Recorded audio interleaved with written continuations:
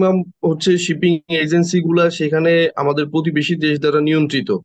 তো এক্ষেত্রে আমরা যদি একটা বিকল্প মানে তাদেরকে এক পাশে রেখে আমরা যদি আমাদের নিজেদের একটা মার্কেট তৈরি করতে পারি, বা আমাদের নিজেদের একটা মানে এজেন্সি বলা চলে বা ম্যানিং যেটাই আমরা বলি, যে সেই সব কোম্পানিগুলোর সাথে আমরা নিজেরা যোগাযোগ করব, আমরা আমাদের সার্কেলটাকে ইম্প্রোভাইজ করার জন্য।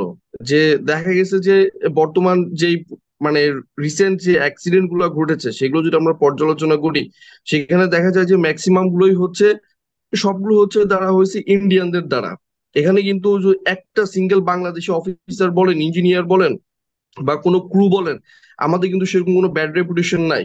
আমরা আমাদের এই প্রফেসিয়েন্সিটাকে আরো হাইলি তাদের সামনে তুলে ধরতে পারি যে আমরা ভালো, তোমরা আমাদেরকে একটু সুযোগ দাও, আমরা কাজ করতে পারি, আমরা কাজ করতে চাই।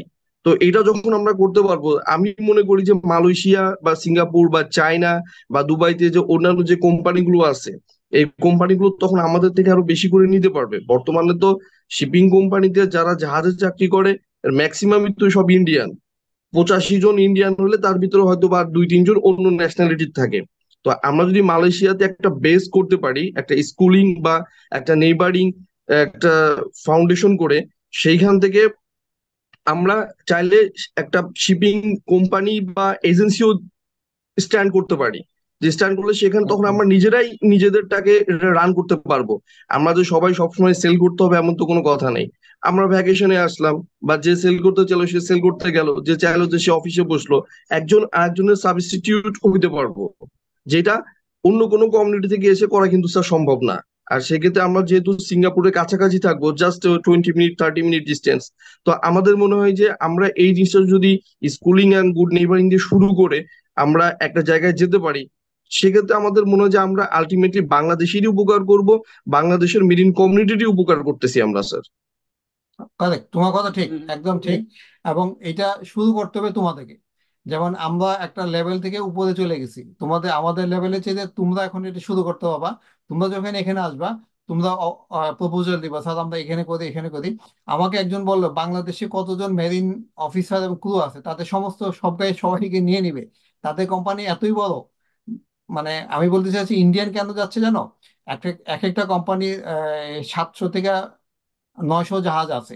ওইখানে 10,000 ওদের অফিসার দরকার, আর 10,000 অফিসার দরকার। বাংলাদেশে কিন্তু এত অফিসার এবং ক্রু নাই। মানে একটা নাই কোম্পানি স্যার, কিন্তু নাই। বাংলাদেশের সমস্ত অফিসার নিয়ে নিতে পারে।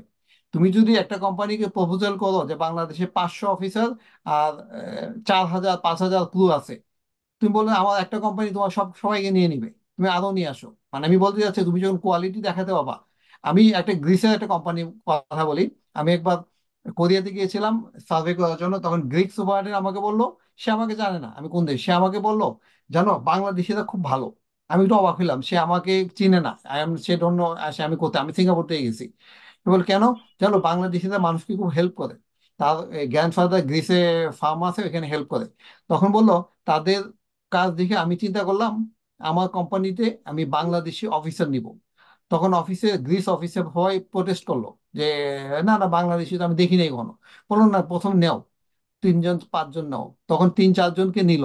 নেওয়ার পর সবাই রিপোর্ট দিল ক্যাপ্টেন গ্রিক কোম্পানি এরা ইন্ডিয়ানদের চেয়ে ভালো, বেশি কাজ করে, ঝামেলা করে না। তাহলে বললো যে পুরা 2টা জাহাজে বাংলাদেশি ক্রু নেই, ফুল 2টা জাহাজে বাংলাদেশি ইন্ডিয়ান শিপ আলহামদুলিল্লাহ থেকে স্যার, বাংলাদেশি নিয়ে নিছে। আলহামদুলিল্লাহ। এইটা হলো তা আমাদের স্টোরি হলো 2017 বা 18-এর স্টোরি। তো আমি বলতে চাইছি মানুষ এসে আমাকে বলে যায় যে বাংলাদেশিরা ভালো। আমাদের একটা কোম্পানির মেরিন ম্যানেজার আমাকে এসে বললো জানো বাংলাদেশিরা খুব ভালো। সে যখন সেকেন্ড ইঞ্জিনিয়ার ছিল ওয়াতুং বা হক হংকং এর একটা কোম্পানিতে, তার সাথে বাংলাদেশি সেকেন্ড মে থার্ড ইঞ্জিনিয়ার করতো। তারা খুব ভালো, কিন্তু তাদের সংখ্যা কম। একটা এটাই বলো তো, তাদের সংখ্যা এত কম যে তাদেরকে এনাফ অফিসার পাওয়া যায় না। তুমি যদি মালয়েশিয়াতে একটা কোম্পানি করে বলতে পারো আমার কাছে 300 200 300 অফিসার আছে, 2,000 3,000 ক্রু আছে, অনেক কোম্পানি তোমার কাছে আসবে, ডেফিনেটলি আসবে। আর একটা অ্যাডভান্টেজ বলি, বাংলাদেশিরা ভেরি নিয়ার টু ইন্ডিয়ান, আমাদেরকে ইন্ডিয়ান হিসেবে বাইরে পরিচিত হিসেবে দেখে। এটা কোয়ালিফিকেশনের জন্য আমাদের জন্য ভালো। কারণ ইন্ডিয়ান এবং মায়ানমার এক না, ইন্ডিয়ান এবং ফিলিপিনো এক না। ফিলিপিনো অফিসাররা কিন্তু ইন্ডিয়ানদের সাথে টিকে না, মানে ফিলিপিনো অফিসে কিন্তু ফিলিপিনো অফিসার নিতে চায় না, কিন্তু বাংলাদেশি নিতে চায়।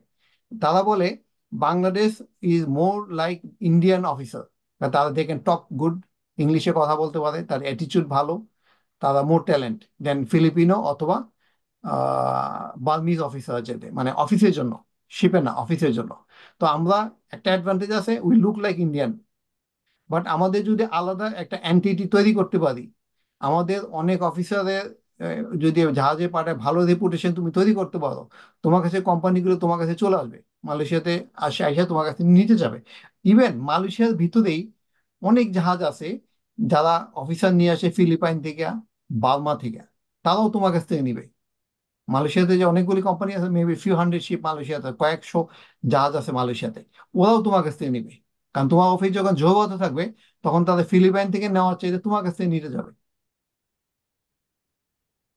তো এটাও একটা ব্যাপার। স্যার, তো এইভাবে আরেকটা জিনিস, আমরা কি এই মিটিং এর টাইমটা নেক্সট স্টেপে উন্নীত করব, মানে যদি না, সবাই মতামত দেয়? আজকে আজকে মনে হয় এটা আজকে শেষ করে দাও, দরকার পড়লে আমরা, যেহেতু আজকে প্রথম মিটিং, দরকার পড়লে আমরা পরে আরেকটা আচ্ছা। করবো নে। আজকে মোটামুটি কভার হয়ে গেছে। যে আমাদের আরেকটা যে জিনিস হলো যে, ওই যে আমরা কারো সাব কন্ট্রাক্ট বা অন্য দেশের সাব কন্ট্রাক্ট এই অ্যাটিটিউড থেকে যদি আমরা বের হয়ে আসতে পারি, এটা আমার কাছে মনে হয় এটা আমাদের জন্য একটা বিরাট ওপেনিংস হবে। ওই যে এই জন্য যে কথাটা বললাম, আমরা সরাসরি অ্যাপ্রোচ করব, এটা সম্ভব। এখন মনে করো জি যারা স্যার, আমরা এই যে আমরা তোমরা, চাইবো সরাসরি অ্যাপ্রোচ করতে। কারণ হ্যাঁ এইটাই, আমাদের কথা হচ্ছে যে আমরা ভায়া হয়ে কেন যাব? আমরা এক্স্যাক্টলি। আমরা যেহেতু কোয়ালিফাইড, আমরা কাজ জানি, আমরা কাজ করতেছি, এমন কিন্তু না যে আমরা জাস্ট ফ্রেশার। এখানে সবাই আসছে, আমরা দীর্ঘ, আমি অলরেডি 10 বছর সিটে পার করে ফেলছি। তো অ্যাটলিস্ট আমি কিছুটা জানি। তো আমি কেন ভায়া হয়ে আর একজনের দয়া দাক্ষিণের উপর নির্ভর করে আমি যাব স্যার? আচ্ছা, এই জন্যই মনে করো আমরা যে পরবর্তী ইয়েটা বসবো, সবাইকে একটু বলে দিও আর একটু বেশি প্রেজেন্ট থাকলে তা আমরা এইসব বিষয়গুলো আলোচনা করব। শুধুমাত্র স্কুল না, যদি এটা মনে করো না, এটা তো হলো একটা সার্ভিস শুধু, যেটার একটা উপলক্ষ করে আমরা একসাথে হব এবং তারপরে মেইনলি কাজ করব এটা জাতির জন্য। এখন পর্যন্ত জানো যে আমাদের কিন্তু ওয়ার্ল্ড ওয়াইড ভ্যাকেন্সি প্রায় 90,000 বা 100,000-এর মতো সিফেয়ারার।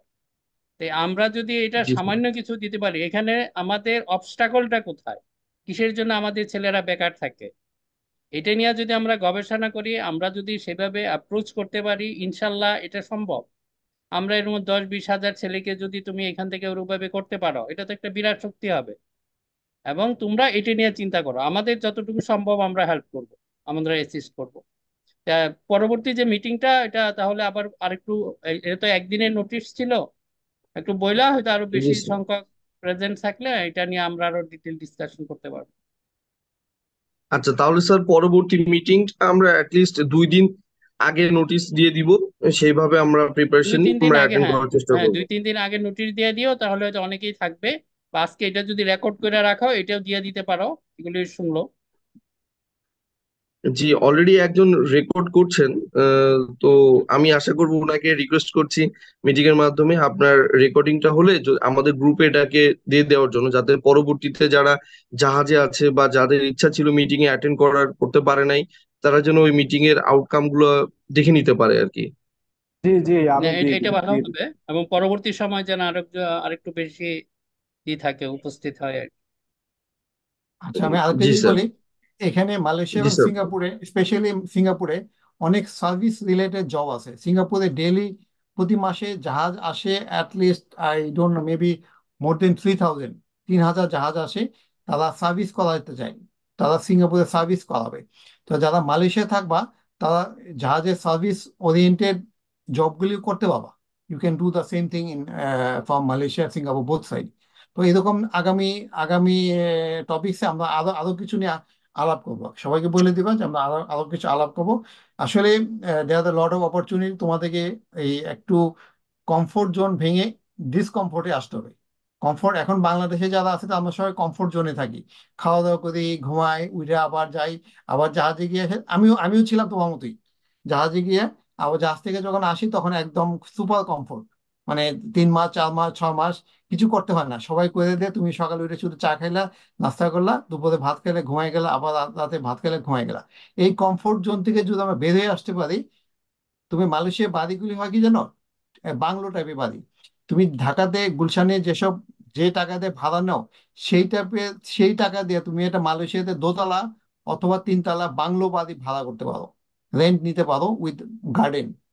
কিন্তু আমরা মনে করি জি স্যার, ঢাকাতে ওইটাই আরাম, তো ভালো স্যার, ওটা আরো আমরা মনে রিল্যাক্সের। করি আমরা মনে করি ঢাকাতে আরামই আছি, কি দরকার এত কষ্ট করা।